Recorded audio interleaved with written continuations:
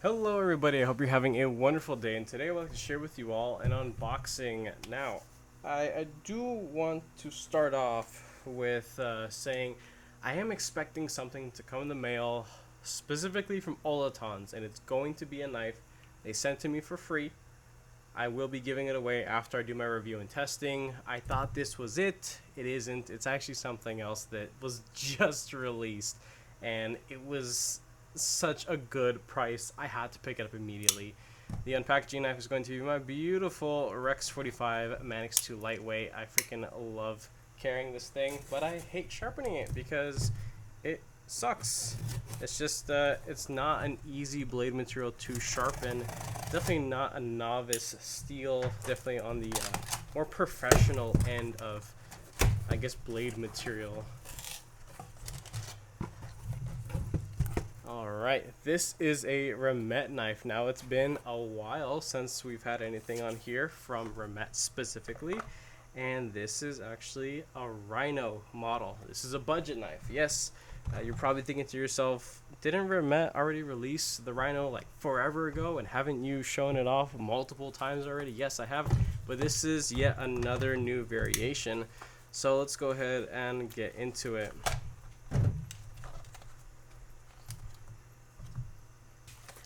Alright, so I do want to start off with saying that this thing is sub $50. Yeah, so bring in the value for sure. There are two variations of this particular one, and I do want to warn you all right now. The listing that I will be posting down in the link below, while it is an affiliate link, really pay attention to which variation you click on, because on the same listing for the budget Rhino, there are actually 3 different variations of this knife. So that's when it gets a little complicated, but typical Remette packaging. You get a nice full-size microfiber cloth, love that, and a Allen T6 T8 combo thing. I typically just throw this thing away because the tooling isn't really that good. If you want to have, a good overall experience, go ahead and pick yourself up something like from Weehaw, the little stubby driver, or just extra bits. I love these things, and they're super stupid cheap. Again, all that kind of stuff is linked in my Amazon affiliate link profile. So, one thing that excited me about this is that I believe this is all T8 construction, and within this price point, typically from this manufacturer, and a lot of the other ones within the same price category and realm, we don't typically see all T8 construction. The only company that we see a lot of T8 construction typically from would probably be Miguron. AMA is part of Miguron as well, so that's another company that does a lot of full T8 construction, and maybe 1 or 2 other ones that aren't just coming to mind right now. But let's go ahead and open this thing up. This is bringing me back definitely, because I had the first ever budget Rhino forever ago, the original button lock variation that wasn't the liner lock. They have done away with just the straight plunge button lock because, of course, Metal Complex had his video where it failed multiple times, and Remette kept sending him new ones just to make sure, like, hey, I swear, we can do a button plunge lock right. Just keep reviewing the same damn knife over again. You guys remember that? I'm sure you do. But this is quite different. Let's go ahead and open it up already. Oh man, that feels substantially better. Wow, that actually had a very strong release. And this is, again, not a traditional plunge lock. This is actually a liner engaging or disengaging button lock. But the coolest thing about it is that you also have access to disengage the liner. That's a very nice click there on the close. The detent on this is, oh man, that is really good. Wow. Let's we got a front flipper, and even after making multiple iterations of this knife, they still haven't figured to put a little bit more finer, more aggressive jimping up and around, or at least to the tip of that. But let's just see how it goes. My hands are a little sweaty. All right, let's Okay, that felt a little awkward, but I'm sure as this breaks in, it'll get better. The detent on this is in fact very, very strong. Absolutely not tuned for the front flipper deployment, but for stud deployment, it is immaculate. Reverse flick, wonderful as well. Let's see, button release. Oh yeah, that is nice. That is very nice. I guarantee this thing is going to break in beautifully. And just take a look at how this is coming, beautifully centered. I like that. I like that. Well designed folding steel pocket clip. I would consider this to be deep carry. It is on the thinner side, but there should be enough room in and out of the pocket. The texturing on this, it's not super aggressive. It's actually just standard peel ply. If anything, it's like soft peel ply. But T8 freaking 8 to flop around the pocket clip on the other side. You do have a little matching material backspacer. If I didn't mention already, this particular variation does come in an all blacked out with a PVD stone wash, and that one looked really, really good. And it also had the little blue collars. Those blue collars might potentially be titanium. I doubt it, honestly. It's probably just steel that's just blued, or flame blued, if anything. Here you can see the blade steel stamp. It is D2 blade material. I mean, hey, with this knife being as good as it is right out of the box, I really can't complain about D2. I have said in the past, and have, many times have talked about Remette's execution of D2 blade material, and I'm happy with it. I accept it at the prices that they have been bringing to the market, so I don't have anything negative to say about it realistically.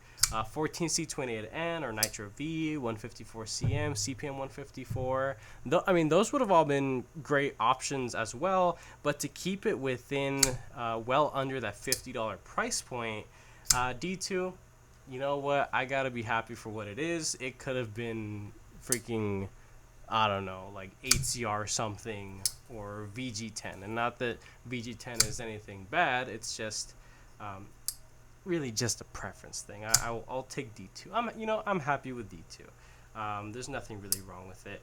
I'm curious, are these studs acting as stops? No, it doesn't look like it actually. No, they are not. There is actually the tiniest little gap between this and the steel liners here. Okay, immediately, and this is only because I've been carrying around a lot of large knives. This thing, while it is very comfy, I immediately want to say I wish it was bigger. Only because it is such a wonderful platform, and the overall shape and design would absolutely lend itself well to a much larger overall footprint. I think that would be a very welcomed addition to continue the wonderful Rhino line. Now, another thing that I just noticed, that I thought what I saw in the pictures on Amazon was pretty accurate, but sometimes the angle of how they take pictures and put them on the listings, sometimes they could be a little misleading. But look at how they executed their plunge grind and sharpening choil. Man, that is, I give them a 10 out of 10. If you can hear that, that's a firework going off, because we're getting pretty close to the 4th. And fireworks season starts the month prior. So at least that's how it's done out here. But look at that. Look at how much room I can sharpen away. That's just a round of applause for Remette. But one thing that is a little frustrating about Remette and their consistency is that they lack consistency when it comes from taking the overall silhouette and applying different finishes. They have the traditional button lock one, they have the button liner one, and now they have the button combo liner lock disengagement one, whichever model you want to call this one. They also have a premium version of this with like a copper and regular foil carbon fiber scales with a tie bolster. It looks really nice. It's closer to like the $160 or $175 price range. But the difference in how they execute the plunge granite sharpening control is vastly different on that, as well as all the other models. Oh, and I forget, they also had a flipper liner lock one as well. That what's it called? Yeah, it was just different. It's just, I don't understand why they can't make them consistent. This is how it should have been done from the beginning, and it's not like, you know, this idea, this whole concept of a roomy sharpening choil is something that was, you know, just invented within the last year or so. This has been a thing for quite some time. I really wish that this is how they started off the bat. There's nothing preventing them from being able to do it from the get-go. But you know what? I'm happy that they've gotten their shit together. Again, you know, to show T8 for the body, T8 for the screws, here, there, for the pivot. I want to say they do work with captured pivots potentially. You do have the one flat side, decorative side, and then the access over here. Nice little decorative pivots for a little pop of color. The finish on this is not their like high-end pearlescent, like high, you know, I guess high shine finish. This is just a standard bead blast. It's a very well executed bead blast for sure, but that's really about it. Let's take a look at the factory edge. It looks good, you know, just from the eye. Relatively consistent from tip to heel. Maybe it gets a little bit shorter on this side, but not a big deal. Let me test out the factory edge. Their factory edge is something that can be a little hit and miss, being completely honest. Sometimes it's great, sometimes it's whatever.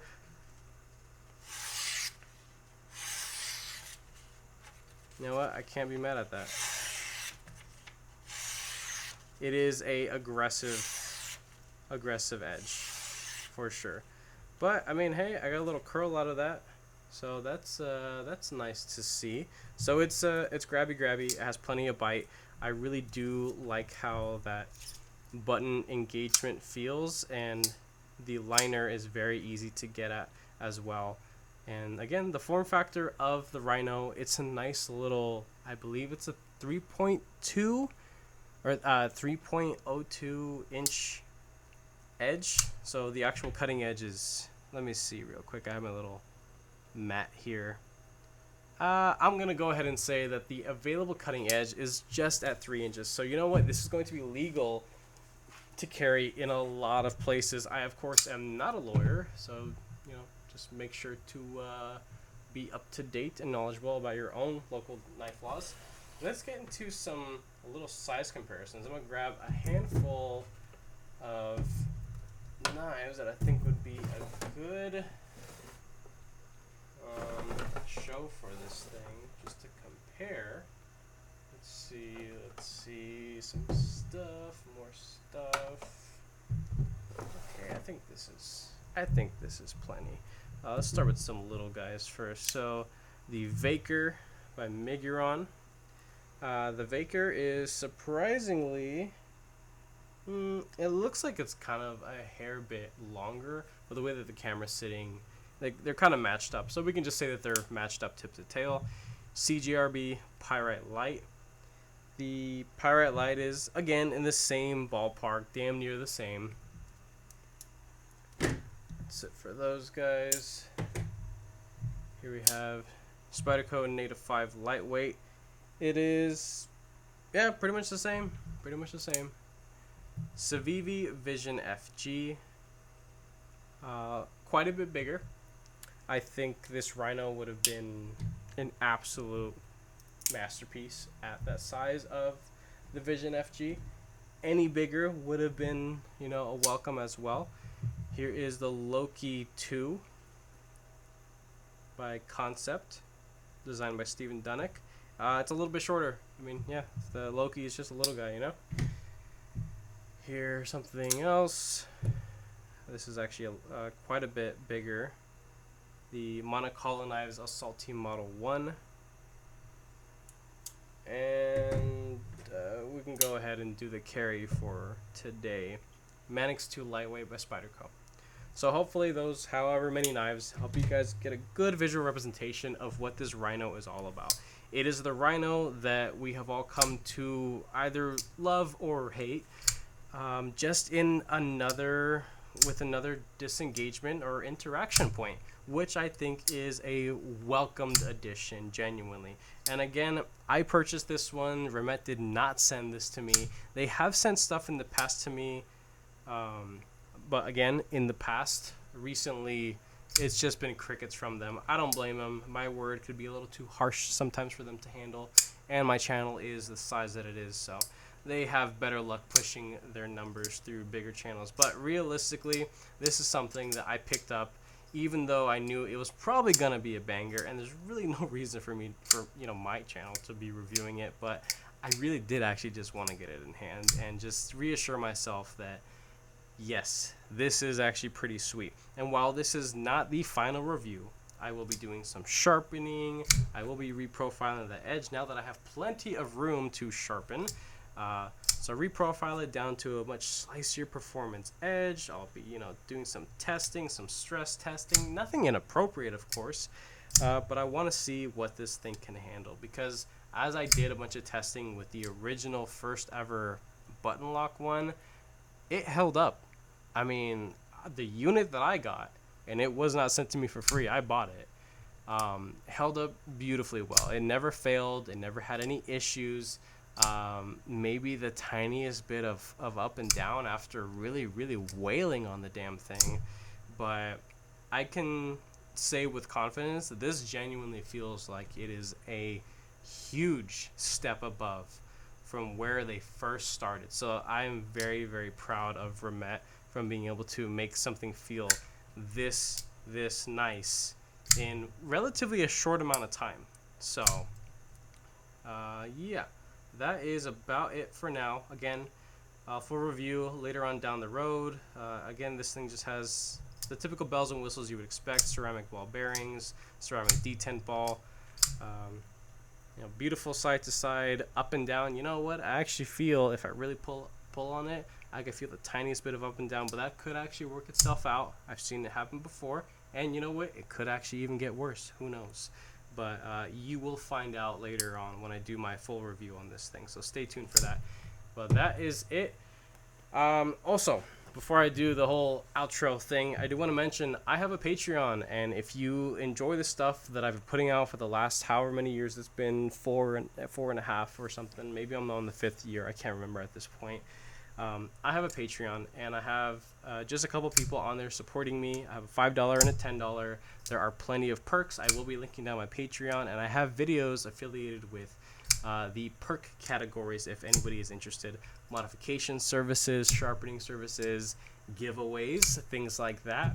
My Patreon members are now the only people that are eligible for giveaways, whether it's things that I've bought with my own money and I've customized, or companies that have sent stuff to me for free. So for the people who support me, they will be the ones that are rewarded the most, because that's the community that I'm building. So this hobby needs to make sense for me, and I just want to keep getting a little bit of funds here and there to continue doing what I'm doing, just so I can give, because honestly, giving is such a great feeling. It's like crack for me, genuinely. So that is it. If you like this video, go ahead and leave a like down below. If you are subscribed already, thank you so much. I appreciate your support and your patience, of course. If you are not subscribed, please consider subscribing, because I put more videos and content coming your guys' way. And with that being said, I hope you have a wonderful rest of your day.